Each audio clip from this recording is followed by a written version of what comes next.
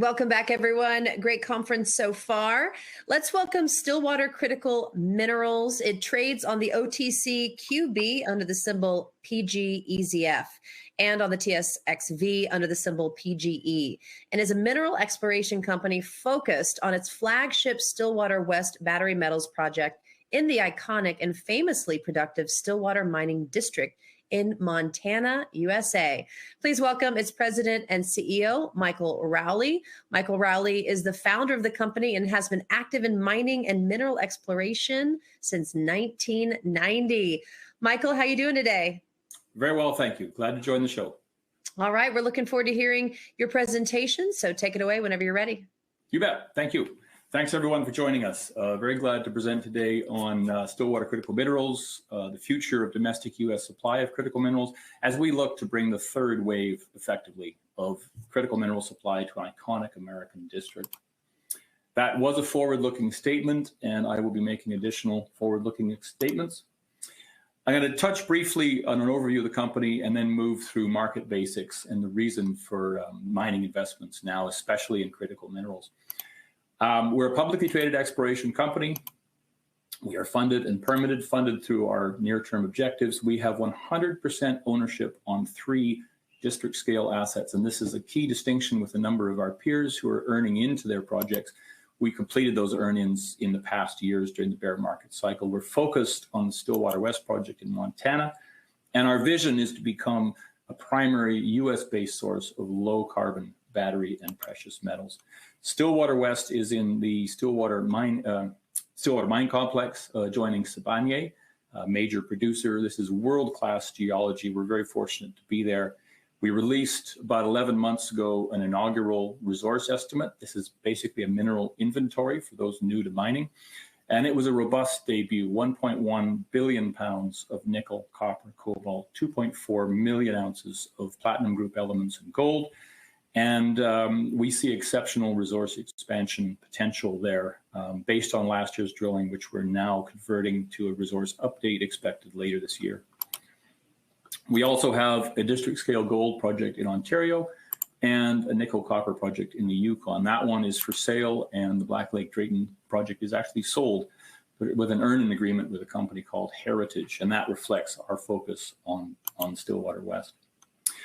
So to lay the case for mining, and I think the reasons that we're seeing capital rotating out of other sectors and into mining, we'll talk briefly about why mining, make the case for significant gains in the commodity space in general, and then the important question of when. Mining is a very cyclical business. That's actually what attracted me to it. The cycles have been running for many decades. And we're seeing money move now out of cannabis and out of real estate and other sectors into mining, recognizing inefficiencies in the market and the opportunities that creates as these cycles persist decade after decade.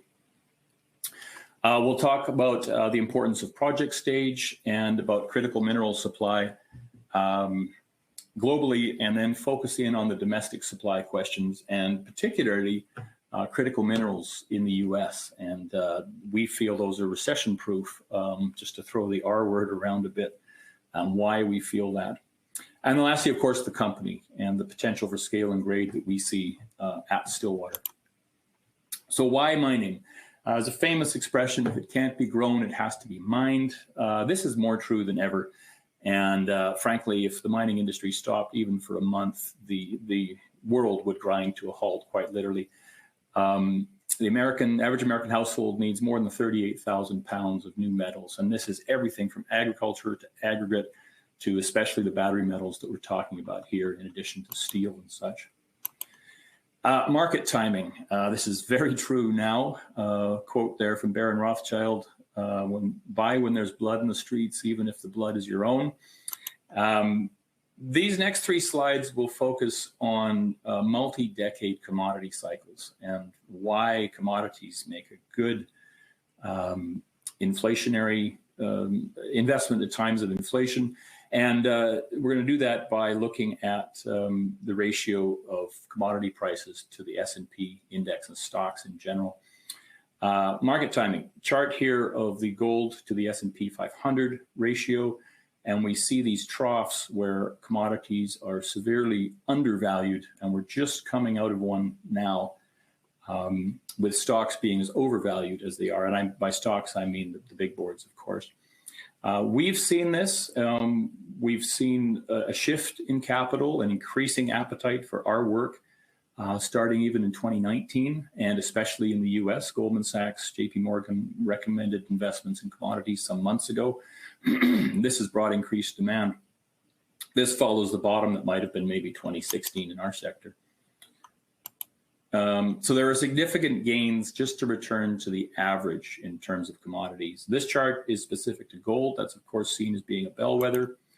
The next chart will look at the Goldman Sachs Commodity Index, GSCI.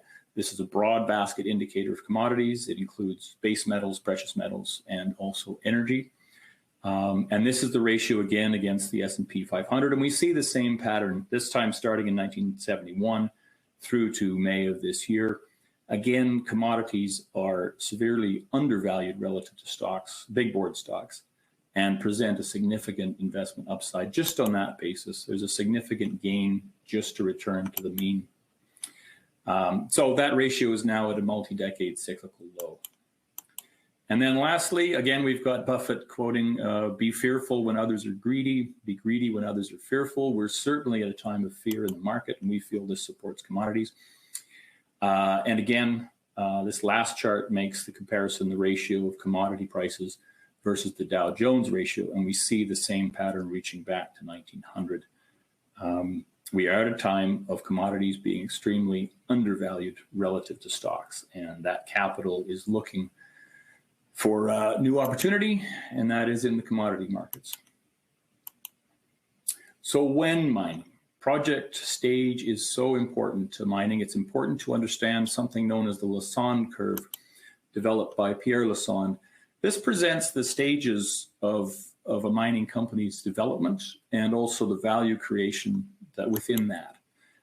As you move from discovery phase, shown in that bar across the bottom, through resource, through to various studies, preliminary economic assessment, feasibility studies, you shift from exploration risk to technical and economic risk, and your investor base changes from investors looking for higher gains, smaller investors, through to institutionals, and then ultimately mergers and acquisition by producing miners.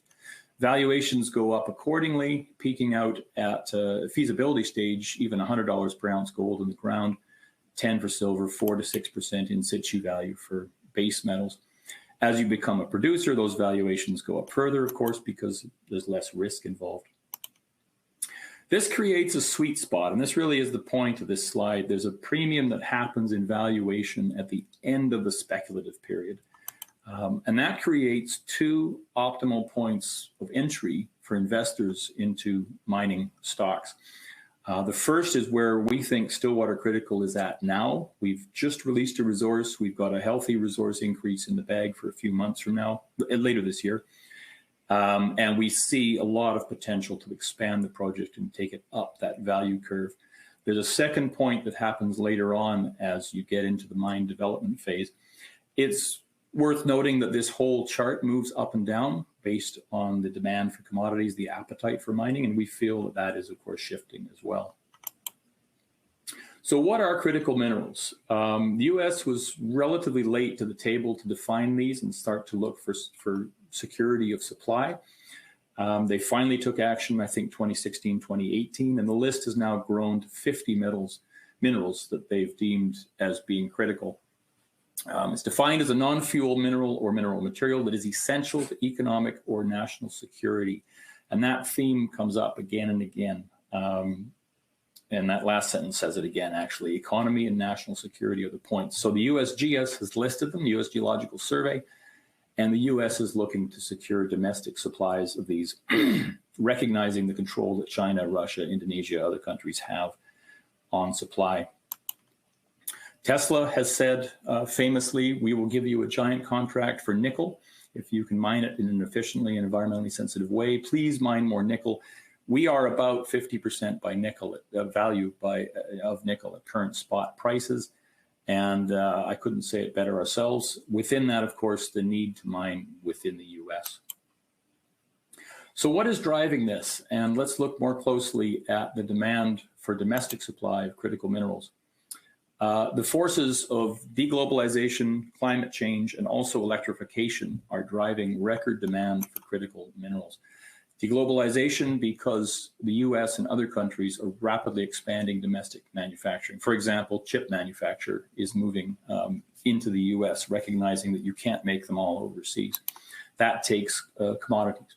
Climate change is also driving this demand because countries recognize that green energy means energy independence. And Germany is feeling this very strongly right now in light of Russia and Russian gas and the dependence on Russian gas. And the broader electrification movement creates a demand for multiples of the current supplies of a wide variety of metals, the 50 listed by the USGS, in fact. The US electric grid is famously outdated and in need of an overhaul if everybody is to drive electric cars in particular. That's a lot of copper, for example. Environmental and humanitarian concerns support domestic production. The majority of platinum comes from South Africa, cobalt from the Congo, and nickel from laterite ores in Indonesia. I don't know if many folks know this, but 2/3 of the world's nickel reserves are in Indonesia in a very dirty ore form that is laterite, and it takes orders of magnitude more environmental footprint to process that into battery-grade nickel. Nickel sulfide, like we have in the US, is much preferable to that, a much cleaner path to a nickel product. And that's the second point there. Too often these commodities come with a higher environmental and human cost. Much better to mine responsibly in the first world and to first world standards. And this brings the potential for carbon sequestration, which is something we're looking at Stillwater. We have a capacity to bind carbon dioxide to the rocks. This is not unique to us. It fits other ultramafic projects, other platinum group nickel projects. Does not apply generally to copper, gold mining, other forms. It gives us the potential to go for a lower carbon footprint on a nickel product and even a net negative nickel potentially for in terms of carbon footprint. Geopolitics and national security concerns are also supporting domestic production. China controls 80% of the global critical mineral supply, 68% for nickel, 73% for cobalt, 100% when it comes to graphite. Let that sink in. 100% of the graphite in your iPhone has come through China. If they turn off that supply, there's a problem. They don't even mine it that much, but they process it. And that's the key point. They've bought up supply over the past decades. Russia is the world's largest source of palladium and also nickel sulfide. South Africa dominates platinum production. So the US is a net importer of dozens of these commodities, and these have been identified as critical, and there's a movement to secure domestic supply. That movement translates into funding. We're seeing this increasing in our line of work. We're thankfully partnered with the US Geological Survey. We're benefiting from this now, and we're going to look to increase that. This is reflected in the recent Infrastructure Investment and Jobs Act. Critical minerals and the supply chains and the reliability of those supply chains have been identified, and they are funding not only research and processing, but now exploration as well. Let's take a look at the rising demand and prices for these commodities. This chart is a good one. It's from our friends at Incrementum in Europe. Copper, nickel, cobalt, and lithium price as projected if we're to meet 2050 emission standards, with 100 set as the 2020 price for each of the commodities. We see cobalt soaring and coming to an elevated price in 20 years. We see nickel increasing steadily to about triple its current price, and copper also moving up. That is based on increased demand, of course. This chart compares demand in 2020 to 2030. And we see nickel, that blue portion of the chart, nickel demand going up by a multiple. Recycling can do some of this, but it's not there yet. Recent estimate by Benchmark Minerals says 384 new mines are required at the current sizes for these commodities to meet the demand. 336 new mines, 50-something fewer, if recycling technologies play out. Montana has a long history of providing critical minerals for the US. This begins in the late 1800s. It was a dominant producer of copper, in fact, in the Western Hemisphere by World War I. Our district produced chrome in the war years, 40s and 50s, and then palladium and platinum starting in 86. It's still a major producer of copper, platinum, palladium to this day. Rio Tinto, mining major, is partnered with the USGS to target critical minerals in the area shown. And we've got activity by major mining companies like Ivanhoe and Rio Tinto. So this is a place that you can build a mine in addition to the endowment that the state has in terms of minerals. We share the Stillwater Igneous Complex with Sibanye. You'll see that in an upcoming slide. This is a geologic formation that you can see from space. And in fact, you can see our claim block from space, which is quite fun. Taking a close look at the Stillwater Complex, mining begins in the late 1800s on our ground, actually, with high-grade nickel and copper mining. Moves to high-grade chrome in the 40s, 50s. And then in 86, and increasing ever since, you see the production of the highest grade palladium platinum in the world, plus other metals, lesser amounts of nickel. And then in 2021, we brought our first resource estimate, and that we're now working on expanding on. Our neighbor produced 570,000 ounces of palladium platinum in 2021, and a little more than that from recycling at their facilities. Key point is that we bring this Plat Reef deposit model, and you'll see that term a couple of times here. That brings scale that our neighbor doesn't have in terms of the mining model. It also brings a greater proportion of battery metals to the mix, and that's also significant. There's a look at the claim block within the Stillwater district. Our claims are shown in yellow, and our neighbor Sibanye Stillwater is shown in gray. Together, we define the Stillwater Igneous Complex. This is a big and beautiful magmatic system, one of very few in the world and one of even fewer of size. It is the biggest and best by far in the Western Hemisphere, and that's a key point. It's 40 kilometers by 8 kilometers on the surface. It's had critical mineral production for over a century. Interest in the complex since the 70s has been dominated by the JM Reef deposit, highest grade palladium platinum deposit in the world in a nickel copper sulfide base, 100 million ounces, including past production. There's a lot of metal in the magmas that laid down the complex. They operate 3 mines on that complex, and they have a smelter, refinery, and recycling complex as well. We are focused in the lower portion of that complex.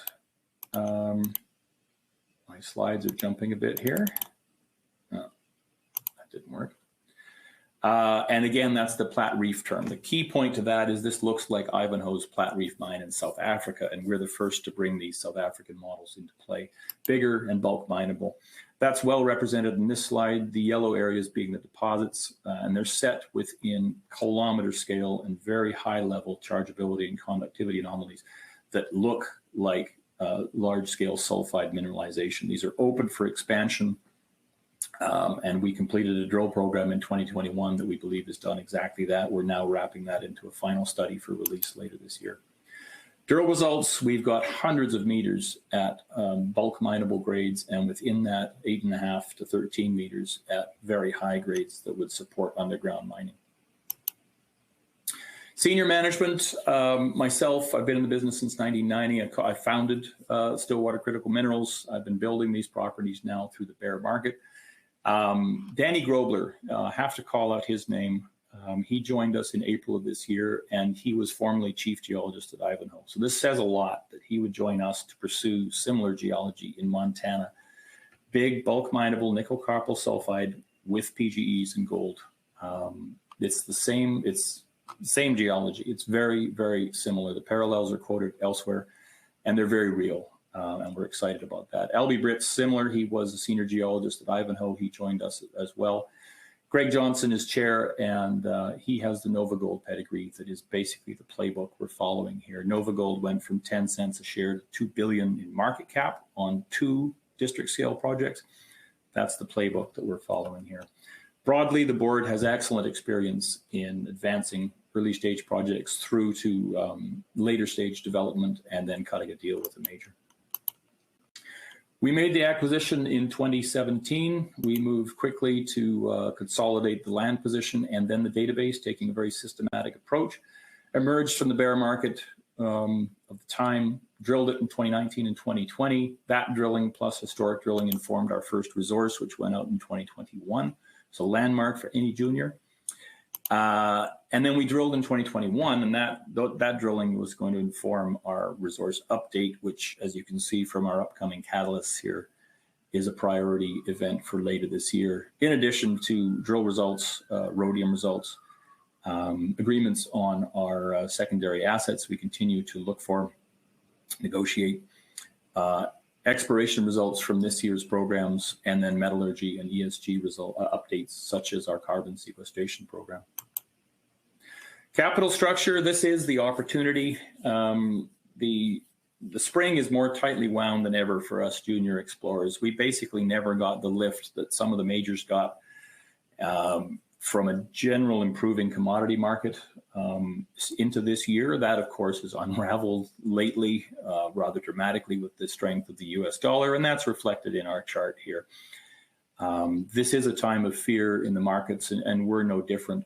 Thankfully, we're cashed up for all our immediate needs, and we can deliver on all our promises for this year without raising money. We have about 3 million cash and cash equivalents, 1 million of in-the-money warrants and options. At this point, that's frankly options. And we have shares in that Heritage Mining deal. We're going to get cash and shares from them as they complete the next stage of earn-in on the Ontario project. We're sitting about 18 cents at the moment, Canadian. And with 173 million shares outstanding, that gives us a market cap of about 32 million. We have analyst coverage that says that should be 133 million. So right away, there's a fourfold increase there. If you apply a 1 or 2% value to the metals we have in the ground in our resource, that could be 150 million or more US. There's a good argument here for upside in the commodity space broadly, as I hope we related on the multi-decades cycle basis.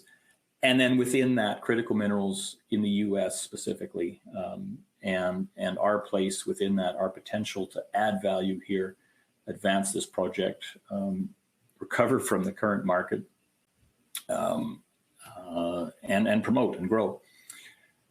And I think that's a wrap for the formal part of the presentation. I'd be glad to go back to Anna for some questions. Great job. Yes, we've got some questions for you, Michael. Let's start with when you expect to go into production. Sure. Well, yeah, that's actually a good comment on the back to that Lassonde curve that I highlighted there.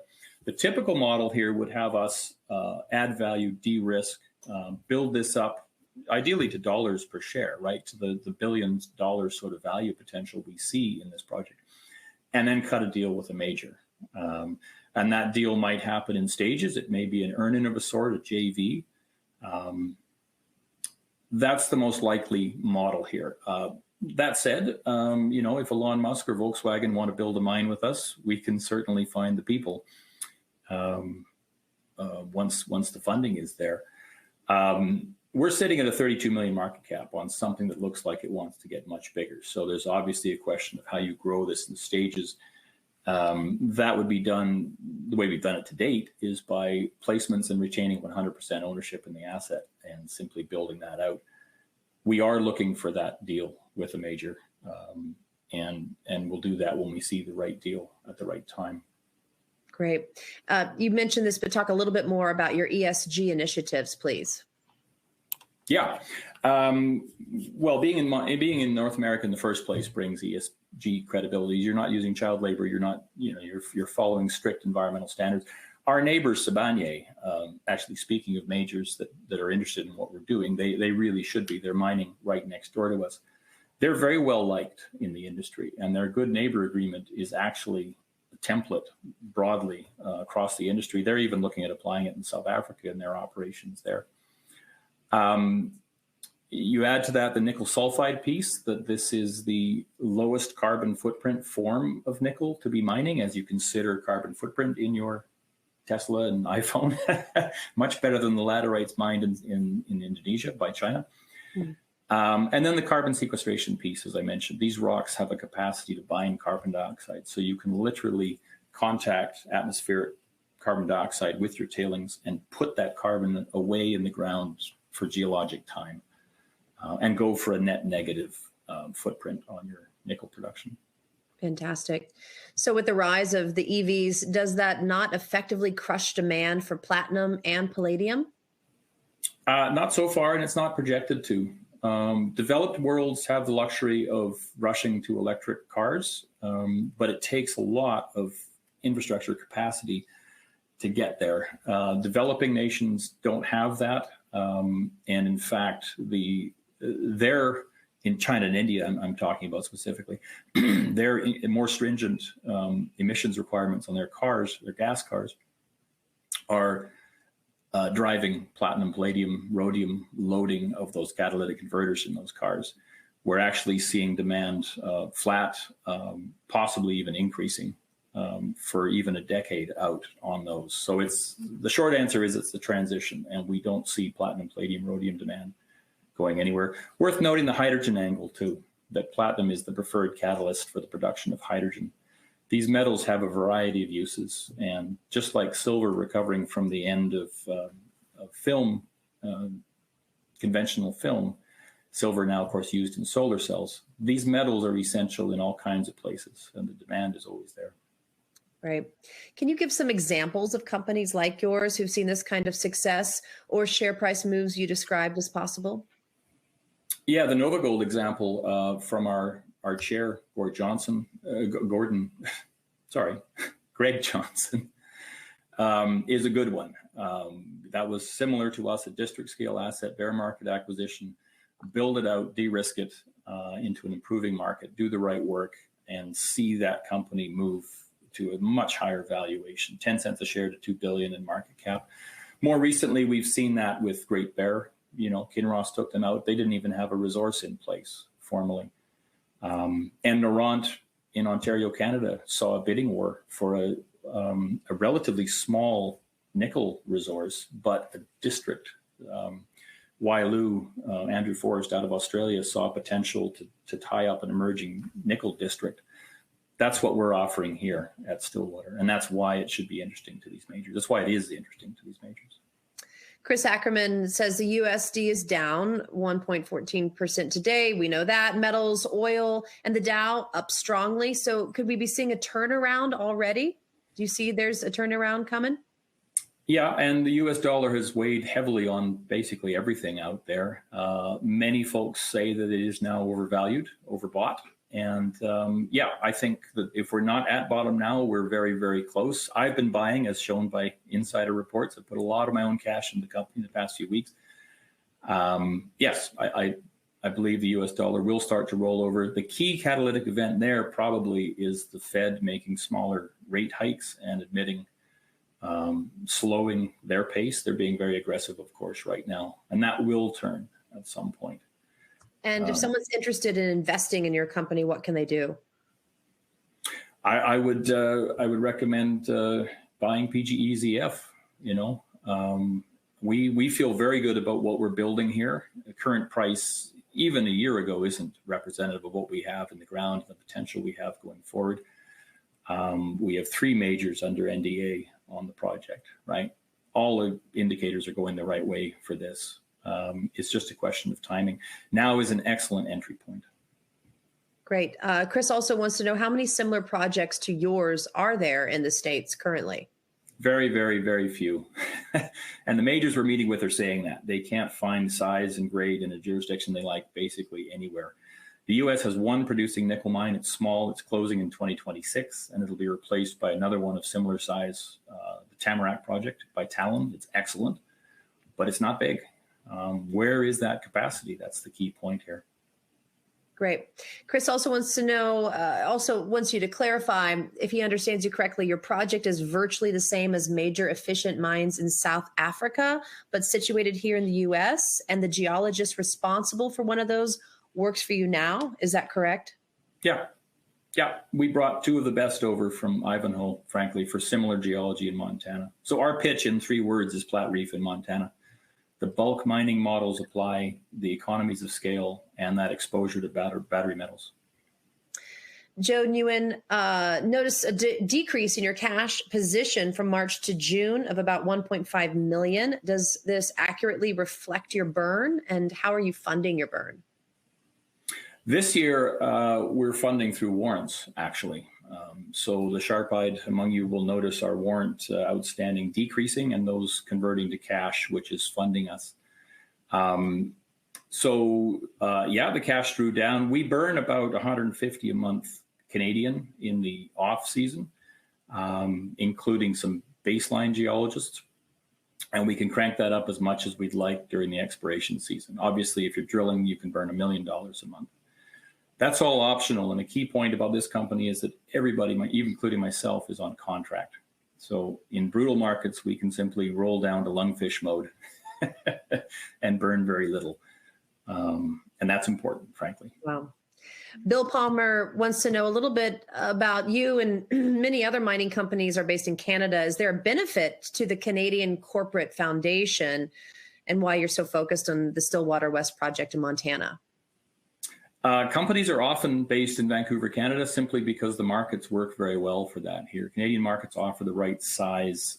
They're first world, they're regulated, but there's nothing in the US that's comparable. The typical progression for one of these companies, and we're looking to do the same, is to move from Vancouver, perhaps to Toronto, and then on to New York, right? Which is what NovaGold did. But there are about 1,000 juniors within the radius here of me in Vancouver, Canada, as we speak. Stillwater, it's simply geology that led us there. And it's a rare opportunity for a junior to own half of such an iconic district. It's been an absolute blessing. It's been a lot of fun. And Montana's a beautiful place, frankly. Come fishing with us. Right. I did look it up. It looks lovely over there. Ed Curry wants you to talk about the cost of your funding. Is it through the sale of stock or notes based on stock? Currently, it's simply private placements. We've moved up the food chain nicely in that regard, from friends and family rounds in 2016 through to non-brokered private placements. And then last year, a brokered private placement led by big groups out of Toronto. That's a typical progression for a company like this as we mature, establish resources, and get on to bigger deals. What comes next might be a strategic placement with a major party, a fund, or perhaps even a mining company taking a 9.9% position in us. And then get on to bigger exploration programs. Our mantra has been to hold on to 100% of this project for as long as possible. We're doing that now. That will have to change at some point, but we'll do the right deal at the right time. We haven't liked the deals we've seen to date, I guess, is the obvious point. Last question from Mark Greer. You're near some major players, so are you sharing resources with any of them to help reduce cost? We have an excellent dialogue with Sibanye, our big neighbor. Not a lot of significant cost sharings to date. We are exploration, they are production, but we certainly benefit from their work in the district broadly. And we all go to the same general store in Fishdale, Montana. And actually their work has helped us, I should say, getting permits and such, because their studies are all on the shelf with the local regulators. And they simply pull it down, whatever's needed, and we get our permits quickly. Great. Any final remarks, Michael? No, it's been excellent. Thank you so much. Thanks, everyone, for listening. Please do consider investments in commodities. They are an excellent diversification at market times like this. We're seeing a rotation of capital out of other sectors. Be happy to answer questions on this. And I think the next slide even has the contact info, which I hadn't put up. Great. Yeah, please feel free to reach out to us. I do this with 120% of my time, and we're glad to answer questions anytime.